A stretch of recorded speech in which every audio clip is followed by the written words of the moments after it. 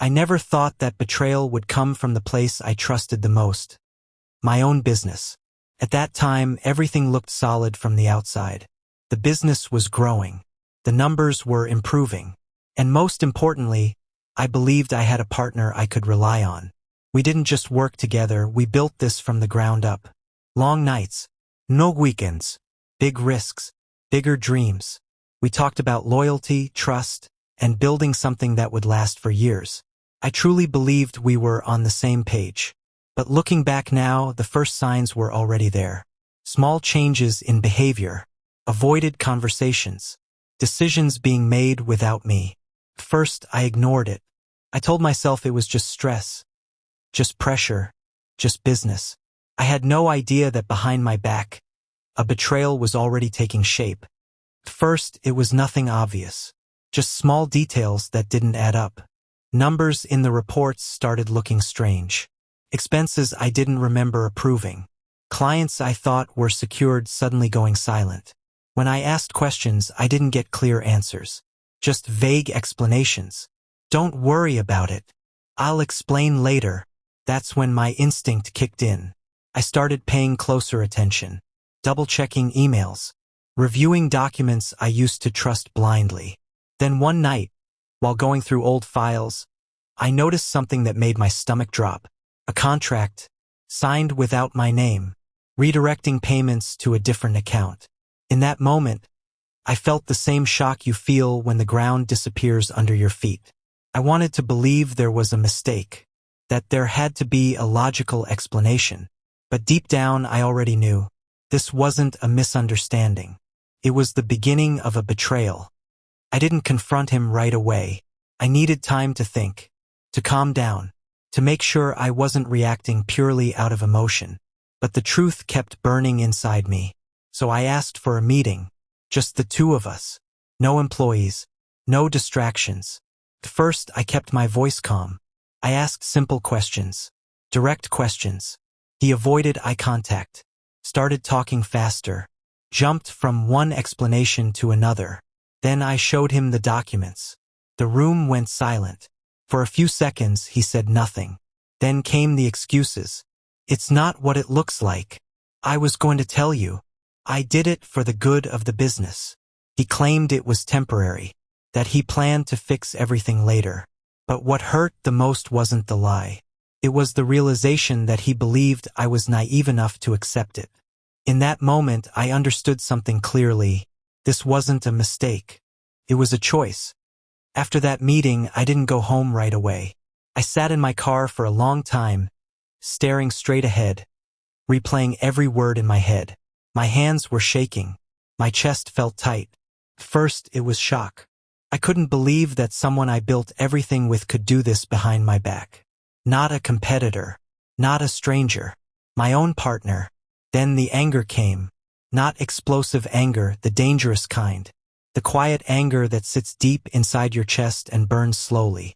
I felt betrayed, disrespected, stupid for trusting so easily. I questioned every decision I had made, every late night, every sacrifice. After the anger faded, sadness took its place.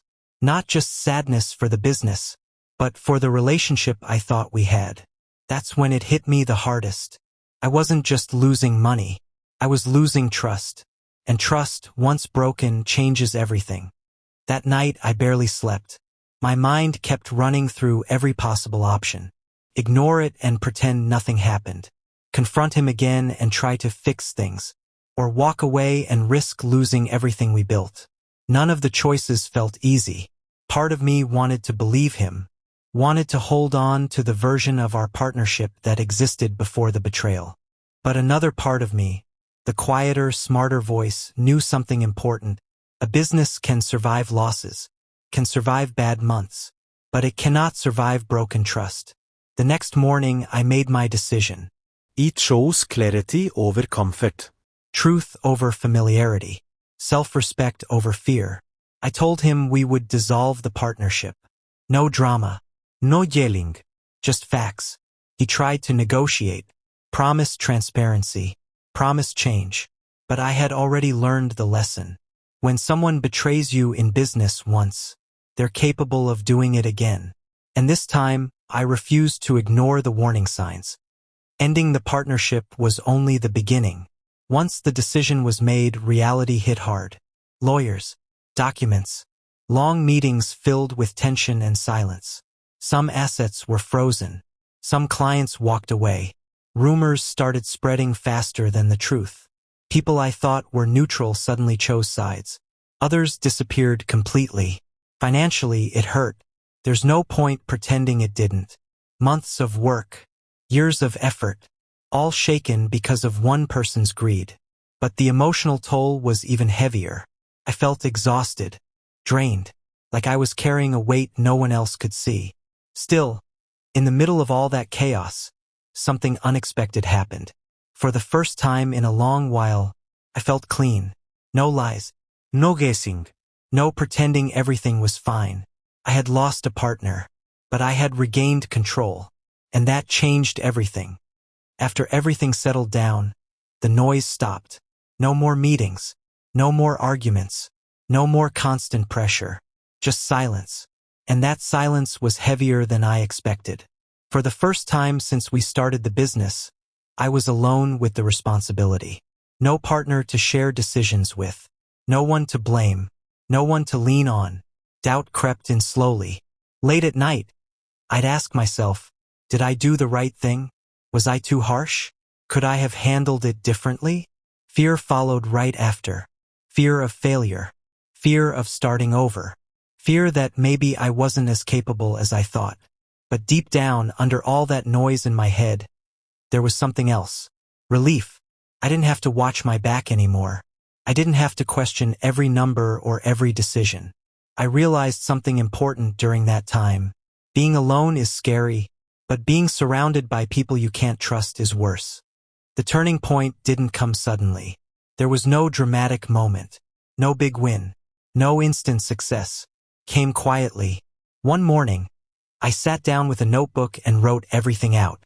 What went wrong, what I ignored, what I would never allow again. For the first time, I stopped focusing on the betrayal and started focusing on responsibility. Not blame, responsibility. I took ownership of my mistakes, not setting clear boundaries, trusting without verification, avoiding difficult conversations. That clarity was powerful. I restructured what was left of the business, cut unnecessary costs, reached out directly to clients. Some didn't come back, but some did. And those who stayed, they respected the transparency. That's when I felt it. Control. Not over others, over myself and my decisions. Rebuilding didn't feel heroic. Most days it felt slow and frustrating. There were no headlines. No sudden breakthroughs. Just small, quiet progress. I started setting new rules for myself first. Everything in writing. No verbal agreements. Full transparency, even when it was uncomfortable. And most importantly, trust had to be earned, not assumed. The first small win came when an old client reached out. They said something I'll never forget. I stayed because I respect how you handled the situation. That one sentence meant more than any contract. Slowly, momentum returned. Not the reckless kind, the healthy kind. I learned to appreciate steady growth instead of fast expansion. Stability instead of ego. And with every small win, my confidence came back. Not louder, but stronger. As the business slowly stabilized, new people started to appear. New collaborators. New opportunities. New conversations that sounded promising. But this time I was different. Every offer triggered caution. Every friendly gesture raised questions in my mind. I wasn't paranoid, I was aware. I watched how people acted under pressure. How they handled small responsibilities. How they reacted when things didn't go their way. I learned something important during this phase. Trust is not built by words. It's built by consistency. Some people didn't like my new approach. They wanted quick access, quick decisions, quick money. Those people didn't stay long. Others respected the boundaries. They understood the rules. And slowly, carefully, they earned their place. For the first time since the betrayal, I realized something powerful. I wasn't afraid anymore. I was prepared. One day, I caught myself thinking about the past, about the old version of me, the one who avoided conflict, the one who trusted too quickly, the one who believed loyalty alone was enough to protect a business.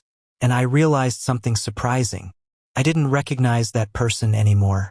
Not because he was weak, but because he was inexperienced. The betrayal didn't break me. It exposed the gaps in my thinking. I became more direct, more structured, more honest, especially with myself. I stopped seeing hard conversations as threats. I started seeing them as filters. If someone disappeared after clarity, they were never meant to stay. That shift in perspective was everything. I wasn't building a business just to make money anymore. I was building it to last. For a long time, I thought healing meant forgetting. Forgetting the betrayal. Forgetting the anger. Forgetting the person who caused it. But that's not how it works. Healing came when I stopped replaying the story in my head. When I no longer needed an apology to move forward. I stopped asking, why did he do it? And started asking, what did this teach me? That shift brought peace. Not closure from him, closure from myself. I realized that holding on to resentment only keeps you tied to the past. And I had no intention of living there anymore. The betrayal became a lesson, not a wound. And that made all the difference. After everything I went through, I made a promise to myself. Never again would I run a business without clear rules. Not emotional rules, non-negotiable ones. I stopped mixing friendship with responsibility.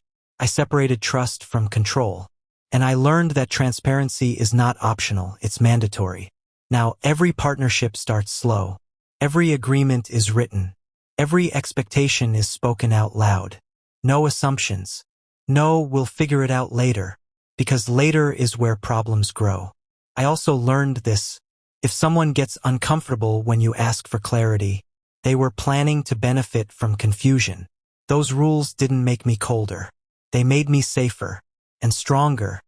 For a long time, I saw that betrayal as a loss. Lost money, lost time, lost trust. But with distance, my perspective changed. That experience forced me to mature faster than success ever could. Taught me discipline. Taught me awareness. Most importantly, it taught me that setbacks don't define you. Your response to them does. The business I rebuilt wasn't just more stable. It was cleaner, healthier, more aligned with my values. And I realized something powerful. If that betrayal never happened, I would still be vulnerable. Pain didn't destroy me. It upgraded me. If there's one thing I want you to take from this story, it's this. Betrayal in business doesn't mean you failed. It means you trusted, and that's not a weakness. What matters is what you do next. Don't ignore red flags because it's convenient. Don't confuse loyalty with silence. And never be afraid to choose integrity over comfort. A partner who respects you will never hide things from you. And a business built on clarity will always outlast one built on trust alone. If you're watching this and going through something similar, remember, you can rebuild, you can recover, and you can come back stronger, but only if you're willing to learn. Sometimes, the worst betrayal becomes your greatest upgrade.